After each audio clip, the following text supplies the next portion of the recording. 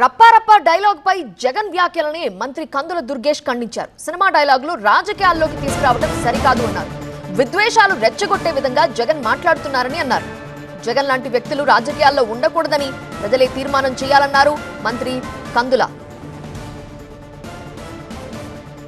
రప్పారప్ప ఏదో ఉంది కదా, అలాంటి సినిమా డైలాగులు ఒక ముఖ్యమంత్రి చేసిన వ్యక్తి వాడచ్చండి? చేస్తారు, మంచిదేగా, తప్పే ఉందని అంటారా? సినిమా డైలాగ్ వాడినప్పుడు మీరు చెప్పాల్సింది ఏంటి? బాధ్యత గల వ్యక్తిగా తప్పు, అలాంటి మాటలు ప్రజాస్వామ్యానికి పనిచేయు, మనం అలాంటి మాటలు మాట్లాడకూడదు, దీనివల్ల అశాంతి పెచ్చిమీరిపోతుంది అనేటువంటి మాట చెప్పాల్సిన బాధ్యతయుత పదవిలో ఉన్న ఆయన మాట్లాడింది ఏంటండి? మంచిదేగా అనేటువంటి మాట.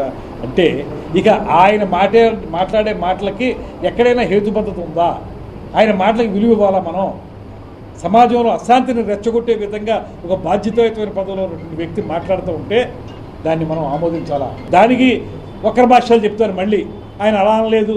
స్పష్టంగా మనం టీవీల్లో ఆయన మాట్లాడిన మాటలు వింటా ఉన్నాం. మంచిదేగా అనేటువంటి మాట ఆయన అన్నప్పుడు, సినిమా డైలాగ్ అయితే మాత్రం మాట్లాడాలా మాట్లాడకూడదు అనేది మీకు హద్దు తెలీదా?